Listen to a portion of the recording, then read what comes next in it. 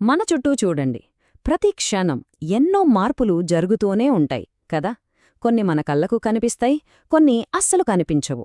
అంటే ఒక పండు మెల్లగా పండటం దగ్గర్నుంచి మనం ఊపిరి తీసుకోవడం వరకు ఇవన్నీ కెమికల్ ట్రాన్స్ఫర్మేషన్స్ అన్నమాట. మరి ఈ మార్పుల వెనకున్న స్టోరీ ఏంటి?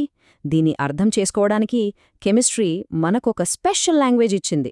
పదండి, ఈ మార్పుల వెనకున్న ఆ సీక్రెట్ కోడ్ను కలిసి క్రాక్ చేద్దాం. సరే, ముందుగా మనమేం చేద్దామంటే మన చుట్టూ ఉన్న ప్రపంచాన్ని ఒక కెమిస్ట్ లాగా చూద్దాం. మనకు రోజూ కనిపించే కొన్ని అద్భుతమైన మార్పులు ఇక్కడున్నాయి.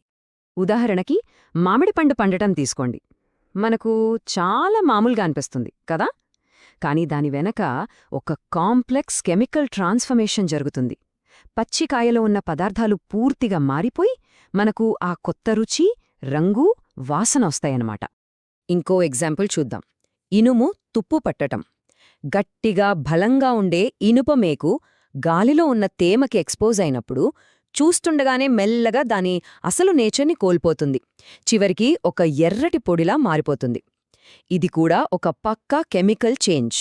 అయితే కొన్ని మార్పులు చాలా ఫాస్ట్గా, డ్రమాటిక్గా ఉంటాయి. బాణసంచా పేలడంలాగా. ఆలోచించండి, ఒక చిన్న పొడి నుంచి లైట్, సౌండ్, రంగుల ఎక్స్ప్లోషన్. ఇవన్నీ కేవలం సెకండ్లలో జరిగిపోయే కెమికల్ రియాక్షన్స్ వల్లే. సో ఈ మార్పులన్నీ చూడటానికి వేరువేరుగా ఉన్నా బేసిక్గా అవన్నీ కెమికల్ రియాక్షన్సే. మరి ఇంత అద్భుతమైన మార్పులను సైంటిస్టులు క్లియర్గా, సైంటిఫిక్గా ఎలా ఎక్స్ప్లెయిన్ చేస్తారు? దానికి ఒక పవర్ఫుల్ మెథడ్ ఉంది. అక్కడే కెమికల్ ఈక్వేషన్స్ పిక్చర్లోకొస్తాయి. సైంటిస్టులు ఒక కెమికల్ రియాక్షన్ యొక్క స్టోరీ చెప్పడానికి వాడే ఒక స్మార్ట్ లాంగ్వేజ్ లేదా కోడ్ అనుకోవచ్చు. కెమికల్ ఈక్వేషన్స్లో ఉన్న బ్యూటీ ఇదే. చూడండి, లెఫ్ట్ సైడ్లో పెద్ద వాక్యం ఉంది, రైట్ సైడ్లో సింపుల్గా ఉంది. అంటే ఇంత పొడవైన, కాంప్లెక్స్గా ఉన్న వివరణను తీసుకుని దాన్ని సింపుల్, క్లియర్ సింబల్స్గా మార్చేస్తాయి. అచ్చం ఒక గందరగోళంలో ఆర్డర్ తీసుకురావడం లాంటిదన్నమాట.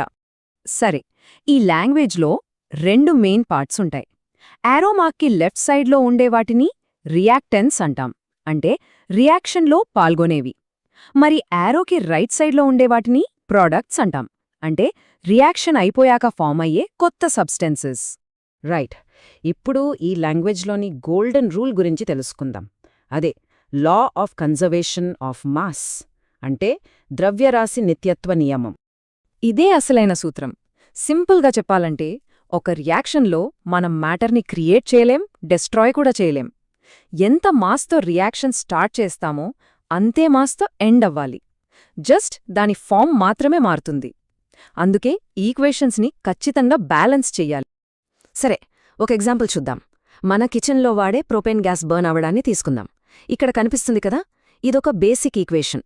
దీన్నే స్కెలెటన్ ఈక్వేషన్ అంటారు. అంటే ఏవి రియాక్ట్ అవుతున్నాయో, ఏవి ఫామ్ అవుతున్నాయో చెప్తుంది. కానీ ఇది ఇంకా బ్యాలెన్స్డ్గా లేదు. ఇప్పుడు ఈ టేబుల్ చూడండి. రెండు వైపులా యాటమ్స్ని కౌంట్ చేస్తే అవి మ్యాచ్ అవ్వట్లేదు. లెఫ్ట్ సైడ్లో 3 కార్బన్ యాటమ్స్ ఉంటే రైట్ సైడ్లో ఒకటే ఉంది. 8 హైడ్రోజన్ యాటమ్స్కి బదులు 2 ఉన్నాయి. ఇది మన గోల్డెన్ రూల్ని బ్రేక్ చేస్తోంది కదా. మరి దీన్నెలా ఫిక్స్ చేయాలి? ఒక సిస్టమాటిక్ పద్ధతిలో వెళ్దాం. మనమేం చేస్తామంటే ఫార్ములాల ముందు కొన్ని నంబర్స్, వాటిని కోఎఫిషియెంట్స్ అంటాం, వాటిని యాడ్ చేసి ఒక్కో ఎలిమెంట్ యాటమ్స్ని బ్యాలెన్స్ చేస్తాం. ఫస్ట్ కార్బన్, తర్వాత హైడ్రోజన్, లాస్ట్లో ఆక్సిజన్. అండ్ చూడండి, బ్యాలెన్స్ చేశాక రెండు వైపులా 3 కార్బన్లు, 8 హైడ్రోజన్లు, ఇంకా 10 ఆక్సిజన్ యాటమ్స్ ఉన్నాయి. పర్ఫెక్ట్గా మ్యాచ్ అయింది.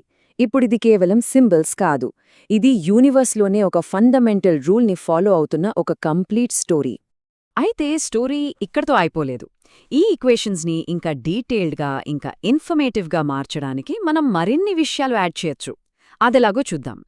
ఈక్వేషన్కి మరింత లైఫ్ ఇవ్వడానికి మనం ప్రతి సబ్స్టెన్స్ యొక్క స్టేట్, అంటే దాని ఫిజికల్ స్టేట్ని కూడా మెన్షన్ చేయొచ్చు. అది సాలిడ్గా ఉందా, లిక్విడ్గా ఉందా, లేక గ్యాసా? ఈ చిన్న చిన్న సింబల్స్ మనకు ఫుల్ పిక్చర్ ఇస్తాయన్నమాట.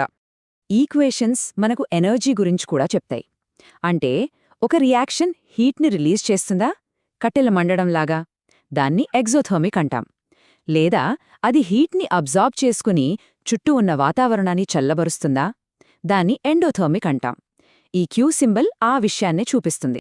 కొన్నిసార్లు రియాక్షన్స్ మనకు క్లియర్గా కొన్ని క్లూస్ ఇస్తాయి.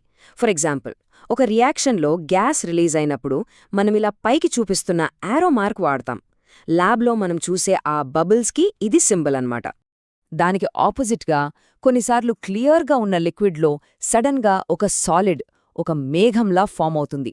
దీన్నే ప్రెసిపిటేట్ అంటారు. అలాంటప్పుడు ఈ కిందకి చూపిస్తున్న యారో వాడతాం, అది కిందకి సెటిల్ అవుతోందని చెప్పడానికి.